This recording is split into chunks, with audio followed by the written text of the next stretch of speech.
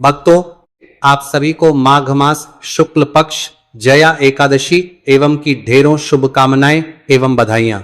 भक्तों, आज के इस वीडियो में हम बात करेंगे जय एकादशी के विषय में कि माघ शुक्ल जया एकादशी का व्रत किस दिन किया जाएगा, 28 जनवरी या फिर 29 जनवरी। भक्ति बड़े कंफ्यूजन की स्थिति में है, तो आज हम आपके इस कंफ्यूजन दूर करेंगे।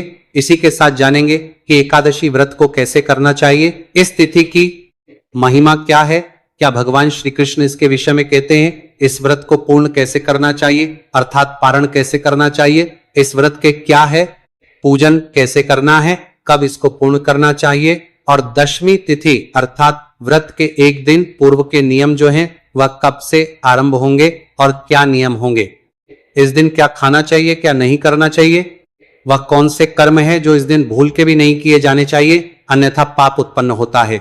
इस प्रकार से संपूर्ण जानकारी आने वाली माघ शुक्ल जया एकादशी के विषय में आपको प्रदान की जाएगी। आपसे है कि वीडियो यदि थोड़ा सा भी उपयोगी लगे तो कृपया एक बार लाइक अवश्य कर दीजिएगा और जो कोई भक्ति चैनल पर पहली बार आए हैं तो चैनल को सब्सक्राइब जरूर कीजिएगा ताकि आने वाली नई वीडियो के साथ करता है नोटिफिकेशन आपको आसानी से प्राप्त होते रहे। परमात्मा वासुदेव की कृपा प्राप्त करने के लिए अपने व्रत की सफलता के लिए कमेंट बॉक्स में अवश्य लिखिएगा जय श्री हरि या ओम नमो भगवते वासुदेवाय। जय श्री हरि वास।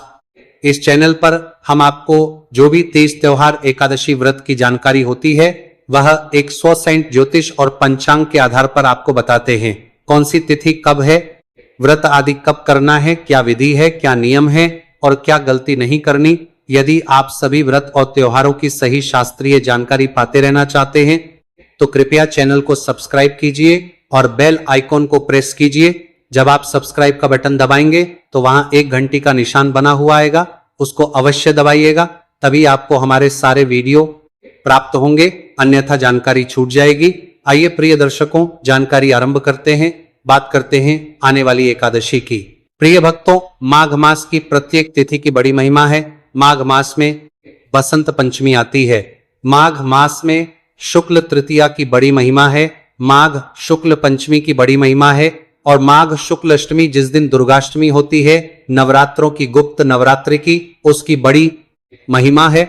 माघ शुक्ल नवमी की भी बड़ी, तो माघ मास बड़ा महत्वपूर्ण माह होता है। भगवान नारायण कहते हैं कि जो माघ स्नान करता है या माघ मास की एकादशी का व्रत करता है उसके सभी पापों का वह नाश कर देते हैं। माघ मास की अपनी अद्भुत महिमा है।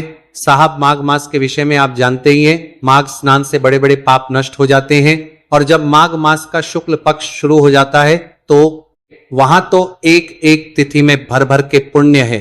देखिए, इस बार द्वितीया को अर्थात 20 तारीख को द्वितीया होगी और द्वितीय को बड़ा ही शुभ योग बन रहा है। व्यतिपात योग और पंचक अनंत गुणा फल है इसका। उसके बाद माघ शुक्ल तृतीया के विषय में कहा ही गया है, पद्म पुराण में वर्णन आता है कि माघ शुक्ल तृतीया पर जो प्रातः काल स्नान करता है और भगवान शंकर की आराधना करता है, उनको तिल और जल अर्पित करता है, उसके सभी पापों का नाश होता है माघ शुक्ल। सब जानते हैं बसंत पंचमी होती है, माघ शुक्ल अष्टमी और नवमी, यह दोनों ही गुप्त नवरात्रि की दुर्गाष्टमी और दुर्गा नवमी है। उसके बाद एकादशी आ जाती है। शास्त्र कहते हैं कि जया एकादशी मनुष्य को जय दिलाने वाली है, विजय दिलाने वाली है। जो मनुष्य इस दिन विधिवत भगवान नारायण का पूजन करता है और भगवान नारायण को शंख से स्नान कराता है, उसके सभी पापों का नाश हो जाता है। इस एकादशी का पुण्य कई हजार गुना अधिक कहा गया है। माघ मास के शुक्ल पक्ष की जया एकादशी उन सभी मनुष्यों के लिए बहुत अधिक कल्याणकारी है जिनके जीवन में किसी न किसी प्रकार की समस्या परेशानी चल रही है। अगर वो परेशानियों पर विजय प्राप्त करना चाहते हैं तो ये जय एकादशी बहुत ही कल्याणकारी होती है। ये एकादशी मनुष्यों के सभी पापों का नाश करने वाली है। जिस प्रकार से इसने 2 गंधर्वों के पाप को नष्ट कर हुए और देवराज इंद्र के श्राप को नष्ट करते हुए उन्हें पुनः गंधर्व रूप प्रदान किया था, उसी प्रकार से जो मनुष्य इस एकादशी का व्रत करता है उसके सभी पाप नष्ट हो जाते हैं। भगवान कृष्ण कहते हैं कि हे युधिष्ठिर, माघ मास के शुक्ल पक्ष की जया नाम की एकादशी का व्रत करने मात्र से मनुष्य ब्रह्म हत्या आदि बड़े बड़े पापों से छूटकर मोक्ष को प्राप्त होता है तथा इसके भाव से भूत पिशाच आदि योनियों से मुक्त हो जाता है। इस व्रत को विधि पूर्वक करना चाहिए। यदि आप इसके नियमों का पालन करते हुए व्रत करते हैं और पूर्ण करते हैं तो विधि विधान से व्रत करने वाले मनुष्य की सभी इच्छाएं पूरी होती हैं। इस एकादशी पर पितृ तर्पण अवश्य करना चाहिए। पितृ तर्पण यूं तो प्रत्येक एकादशी पर बड़ा महत्वपूर्ण है, लेकिन माघ मास में तिलयुक्त जल से तर्पण, और वह भी एकादशी पर, आपके पितरों अधिक तृप्ति प्रदान करता है। तो इसके विषय में भी आगे बताऊंगा कि कैसे आपको यह तर्पण करना चाहिए। भगवान कृष्ण कहते हैं कि इस एकादशी के पुण्य प्रभाव से माल्यवान तथा गंधर्व कन्या पुष्पवती दोनों का उद्धार हुआ था। जब देवराज इंद्र ने उन्हें श्राप देकर पिशाच योनि में भेज दिया था तो अनेकों वर्षों तक इन दुखों को भोगते हुए एक बार में उनसे इस जया एकादशी का व्रत हो गया और अनजाने में ही उनसे रात्रि का जागरण भी हो गया। इसके पुण्य प्रभाव से जैसे ही अगले दिन द्वादशी का सूर्य उदय हुआ, इन दोनों का वह जो श्राप देवराज इंद्र के द्वारा दिया गया था नष्ट हो गया और इन्होंने पुनः अपने गंधर्व रूप को प्राप्त किया। इस प्रकार से यह एकादशी मनुष्य के बड़े बड़े पापों का नाश कर देती है। जब अनजान किए गए व्रत से यह लाभ है तो जो संकल्पित होकर व्रत करेगा, पूजन करेगा, उसके पुण्य की महिमा का वर्णन करना तो किसी के लिए संभव ही नहीं। तो प्रश्न आता है कि यह व्रत जब इतना अधिक फलदायी है तो व्रत करना कैसे चाहिए, व्रत की विधि क्या है और नियम क्या है और किस प्रकार से इसका पालन करना चाहिए। प्रिय दर्शकों, शास्त्र कहते हैं कि इस एकादशी के एक दिन पूर्व आपको अपने व्रत के नियमों को धारण कर लेना चाहिए, जो कि दशमी तिथि के नियम कहे गए हैं। इन नियमों के अनुसार मनुष्य को दशमी तिथि को ही व्रत के एक दिन पूर्व ही मांस मदिरा का सेवन बंद कर देना चाहिए।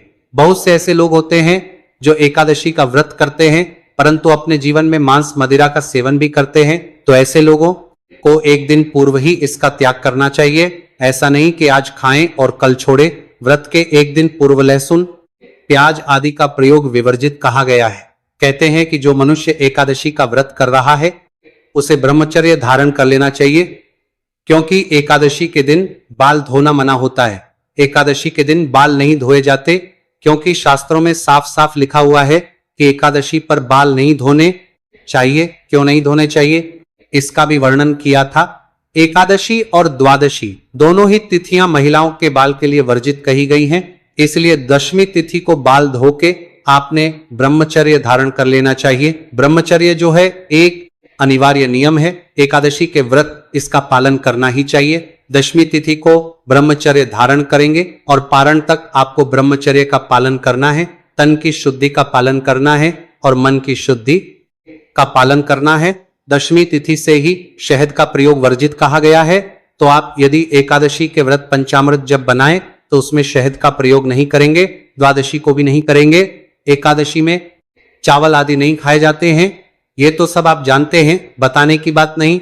एक दिन पूर्व ही मसूर की दाल का प्रयोग भी वर्जित कहा गया है। लाल मसूर की जो दाल होती है ना, उसे दशमी तिथि को ही त्याग देना चाहिए। इस प्रकार से इन त्याग को करते हुए आपको दशमी तिथि का पालन करना है। दशमी तिथि को एक वक्त का आहार कहा गया है। यदि आपके लिए यह नियम पालन करना संभव है, अवश्य करना चाहिए। केवल दिन में दिवसकालीन समय में ही आपको अन्न ग्रहण करना चाहिए। रात्रिकालीन बेला में अन्न ग्रहण नहीं करना चाहिए। लेकिन आज के समय बहुत सारी दवाइयां चल रही होती है, बहुत सारी पता है, सारी शारीरिक परेशानियां हैं, तो जिनसे यह नियम पालन ना हो वह ऐसा नहीं कि अपने स्वास्थ्य के साथ कुछ परेशानी हो जाए। इसलिए जिसके लिए संभव हो वह इन नियमों का पालन करे। रात्रि को सोने से पहले अच्छे से दंत धावन करना चाहिए, जिससे कि मुंह में किसी भी प्रकार का अन्न का दान ना रहे। और एकादशी के व्रत वाले दिन आपको सुबह सूर्योदय से पहले उठ जाना चाहिए। माघ मास और माघ शुक्ल एकादशी पर गंगा स्नान का बड़ा फल है, यमुना स्नान का बड़ा फल है, त्रिवेणी स्नान का बड़ा फल है। जो लोग बाहर ना जा पाए वो घर पर ही गंगा के जल से स्नान करें। जो आपका स्नान करने का पात्र है, बाल्टी या टब जिसमें भी आप जल भरते हैं, उसमें पहले थोड़ा गंगा जल डालिए, फिर आप शुद्ध जल भरिए और उससे आप स्नान अगर संभव हो तो काले तिल उसमें डाल लीजिएगा। ये जो स्नान है ये बड़ा कल्याणकारी रहेगा। इस दिन आपको इस प्रकार से स्नान करना चाहिए। स्नान जो है वह सूर्योदय से पहले या सूर्योदय के समय तक हो जाए, वह उत्तम रहेगा। इसके दो लाभ है। एक तो ये माघ मास की एकादशी है, तो इससे माघ मास को समतर धारा चाहिए, मास के स्नान का फल भी प्राप्त होगा। माघ मास मातम में भी परसों के अध्याय में ही वर्णन आया था। अगर आपने सुना हो तो यदि मनुष्य 3 दिन, ब्रह्मदेव ने कहा है, मनुष्य 3 दिन माघ स्नान कर लेता है तो उसे भी अपने पापों से मुक्ति मिल जाती है। तो आप माघ मास के 3 दिन और 5 दिन में भी माघ स्नान का फल प्राप्त कर सकते हैं, पुण्य प्राप्त कर सकते हैं। ऐसे अवसरों को हाथ से नहीं जाने देना चाहिए। इसीलिए प्रयास कीजिएगा कि इस दिन आप सूर्योदय से पहले या अंतिम समय जब सूर्योदय हो रहा हो उस समय स्नान कर लीजिए। स्नान आदि करके स्वच्छ वस्त्र धारण कीजिए। स्वच्छ वस्त्र धारण करके आपकी की जो कथा आदि है उसको सुनिए। अगर मैं आदि सुनते हैं तो उसको सुनिए। फिर आप पहले एकादशी का पूजन कर सकते हैं, भगवान नारायण का। फिर आप एक साथ बैठकर महत्व में और एकादशी कथा आदि सुनिएगा। तो एकादशी वाले दिन आपको सूर्योदय से पहले उठकर स्नान आदि करना है। स्वच्छ वस्त्र धारण कीजिए और जो उपयुक्त स्थान है आपके यहाँ पर एकादशी के पूजन का, जहां आप भगवान की चौकी स्थापित करती है या वह स्थान जहां भगवान की पूजा करती है। अगर आपके मंदिर में ही भगवान पहले से विराजमान है तो वही आप पूजन कर सकते हैं। रक्त से चौकी लगा सकती है। मैं सामान्य सामग्री आपको बता देता हूं। क्या सामग्री की आवश्यकता होगी? पूजा के लिए आपके पास भगवान नारायण की कोई तस्वीर या प्रतिमा होनी चाहिए, भगवान विष्णु की। इसके अतिरिक्त उन्हें स्थापित करने के लिए एक चौकी होनी चाहिए। उस पर बिछाने के लिए पीला या लाल वस्त्र होना चाहिए। पूजा में अर्पित करने के लिए रोली मोली पान के 2 पत्ते आएंगे, एक आज के लिए, एक पारण वाले दिन के लिए सुपारी 2 आएंगी, लौंग इलायची कम से कम 5 साथ आएंगी, धूप और दीप दिया 2 दिन जलेगा। आप चाहे तो एकादशी के दिन ही अखंड ज्योत जला सकते हैं, जो आज से एकादशी व्रत वाले दिन सुबह जब पूजन करेंगे तब आरंभ होगी, जलाई जाएगी और यह अगले दिन पारण तक जलानी है। या आप आज दिया जलाइए पूजा के समय और उसके बाद कल फिर से दिया जलाइए के रूप में। इस एकादशी पर भी तिलयुक्त कोई मिठाई है तो उसका भोग लगाना उत्तम रहेगा। अन्यथा आप ततु फल ला सकते हैं। अमरूद का समय है, अगर आप अमरूद अर्पित करते हैं भगवान को तो कल्याणकारी है। अगर यह ना हो तो आप मिश्री अर्पित कीजिएगा। जिन क्षेत्रों में बताशे प्रयोग होते हो वहां बताशे प्रयोग कर सकते हैं। भगवान को अर्पित करने के लिए जनेऊ की आवश्यकता होगी। 2 जनेऊ चाहिएगी, एक व्रत वाले दिन और एक पारण वाले दिन के लिए। और इत्र ले लीजिएगा। इस सामग्री की आवश्यक रहेगी पूजा के लिए। इनमें से जो सामान घर पर है वह ठीक है, जो नहीं है वह आप मार्केट से ले लीजिएगा। एक तांबे का लोटा या पीतल का लोटा आपके पास होना चाहिए। वह जो आप प्रतिदिन पूजन में यूज करते होंगे वह भी प्रयोग कर सकते हैं। यह सारी सामग्री है जिसकी आपको आवश्यकता होगी और उसके बाद आप भगवान का पूजन करेंगे। संकल्प करते हुए संकल्प करना अनिवार्य है। बिना संकल्प के व्रत और पूजन उचित नहीं होता। तो संकल्प अवश्य कीजिएगा, फिर पूजन कीजिएगा। पूजन कीजिएगा, पूजन करके कथा श्रवण कीजिएगा। कथा के साथ विष्णु सहस्त्र नाम का श्रवण आप अवश्य कीजिएगा। विष्णु सहस्त्र नाम और कथा दोनों एक साथ, और फिर आरती कीजिएगा। यदि हमारे चैनल पर नए हैं तो सब्सक्राइब करिए। तो इस प्रकार से आप यह कथा सुन के और विष्णु सहस्त्र नाम सुनकर आरती कीजिए। इसके बाद आपने पितरों को जल अवश्य देना है, पितृ तर्पण अवश्य करना है। पितृ तर्पण की बड़ी ही सरल विधि मैंने पहले बहुत बार बताई, आप अभी संक्षिप्त में ही बताऊंगा कि आप गीता 7वें अध्याय को सुनते हुए पितृ तर्पण कीजिएगा। पितृ तर्पण एक ऐसी चीज है जिसको जितना किया जाए उतना कल्याणकारी होता है। प्रिय दर्शकों, आपके जीवन को अगर आपने सुगम्य बनाना है, सरल बनाना है, तो आपको निश्चित ही समय समय पर अपने पितरों की पूजा करनी चाहिए। पितृ तर्पण, जल तर्पण आदि करते रहना चाहिए। अगर आप ये करते रहेंगे तो निश्चित आपके जीवन में परेशानियां नहीं आएंगी।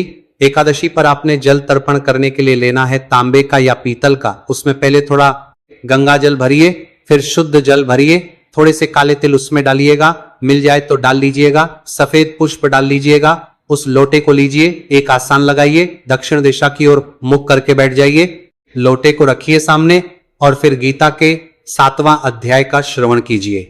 गीता का 7वां अध्याय सुनिए। सुनने के बाद उसका जो पुण्य है वह अपने पितरों को अर्पित कीजिए। दोनों हाथों में लोटे को उठा लीजिएगा। भगवान नारायण का ध्यान करते हुए संकल्प कीजिए कि प्रभु, मैंने जो गीता का 7वां अध्याय सुना है, इससे जो भी पुण्य होता है वह संपूर्ण पुण्य में अपने पितरों को अर्पित करता हूं। ये उन्हें प्राप्त हो और इससे वह तृप्त हो। यह पुण्य आप अपने सभी पितरों को अर्पित करें।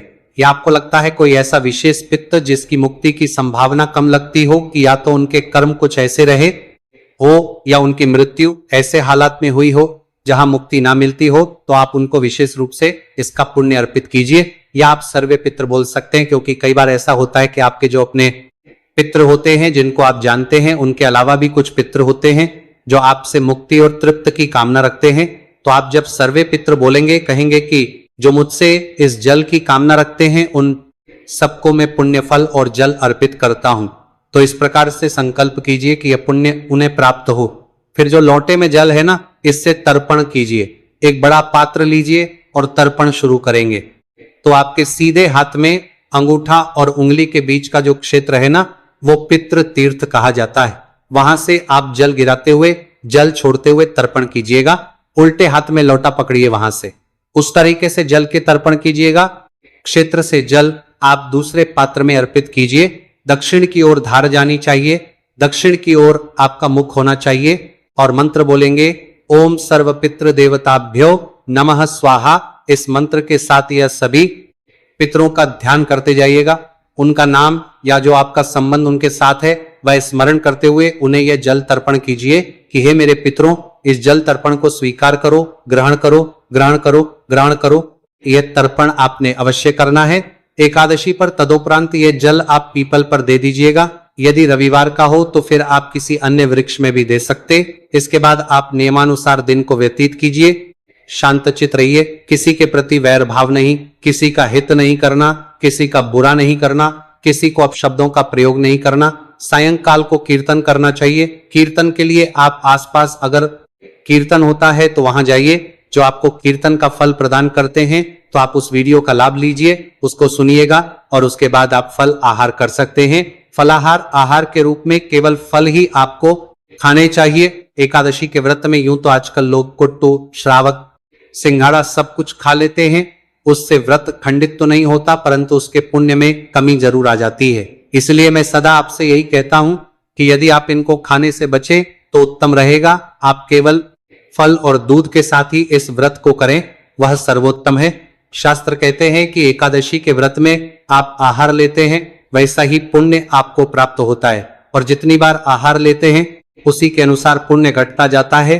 लोग क्या करते हैं, सुबह पूजा कर ली, फिर फल खा लेंगे, फिर दिन में जूस पी लेंगे, फिर साइल को फिर से कुटु, श्रावक, श्रृंगारे से बनाकर कुछ खा लेंगे। यह व्रत नहीं। व्रत में केवल एक ही वक्त अगर फल आहार लेना तो एक ही वक्त फल खाइए और दूध ले लीजिए, इससे अधिक कुछ नहीं। निर्जला करना चाहते हैं निर्जला कर सकते हैं। यह व्रत सजला और निर्जला दोनों ही प्रकार से किया जाता है।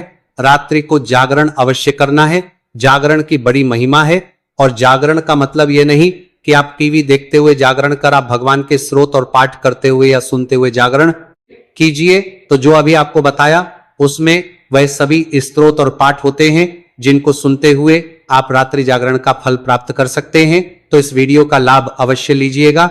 रात्रि जागरण कम से कम 2000 बजे तक कीजिए, कल्याणकारी होता है। और अगले दिन पारण के लिए सूर्योदय से पहले उठ आपके लिए उनकी प्राप्ति सरकार कर चलाया है, उसको लेकर बाहर कार्य कर देते हैं और बाहर कर देते हैं। जाइए, उठने के बाद स्नान आदि करके स्वच्छ वस्त्र धारण कीजिए, विधि विधान से पूजन कीजिए। पारण की पूजा बड़ी महत्वपूर्ण है। और अभी बता दूं, पारण सबसे महत्वपूर्ण चीज है।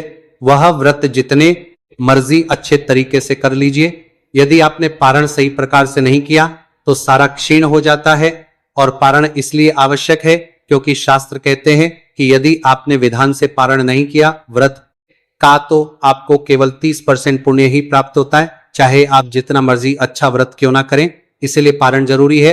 अब पारण की पूरी विधि में अगली वीडियो में आपको बताऊंगा कि कैसे पारण करना है, क्या पूजा विधि है।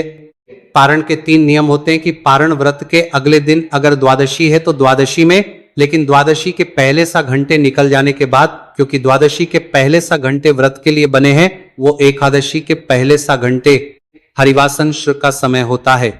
कई बार हरिवासर अगर दिन में आता है तो आपको पारण का देखना होता है। हरिवासर का समय निकल जाने के बाद और सूर्योदय के बाद ही पारण किया जाता है। यह मूल सिद्धांत है। पारण के इन नियमों का सदा पालन करना चाहिए। उसके बाद शुभ मुहूर्त और बाकी चीजें आपके हैं, क्योंकि भक्तों शास्त्री भी कहते हैं कि शुभ मुहूर्त में किया हुआ पूजा पाठ कभी निष्फल नहीं जाता, हमेशा लाभ ही प्रदान करता है। या भक्तों वीडियो अच्छी लगी हो तो वीडियो को लाइक करके चैनल को सब्सक्राइब करना ना भूलिएगा, ताकि आने वाली नई वीडियो का नोटिफिकेशन आपको आसानी से प्राप्त होते रहे। वीडियो के अंत तक बने रहने के लिए आप सभी का धन्यवाद। मिलते हैं एक और नई वीडियो के साथ। इस प्रकार से यह एकादशी मनुष्य के बड़े बड़े पापों का नाश कर देती है। जब अनजान किए गए व्रत से यह लाभ है, तो जो संकल्पित होकर व्रत करेगा, पूजन करेगा, उसके पुण्य की महिमा का वर्णन करना तो किसी के लिए संभव ही नहीं। तो प्रश्न आता है कि यह व्रत जब इतना अधिक फलदायी है तो व्रत करना कैसे चाहिए।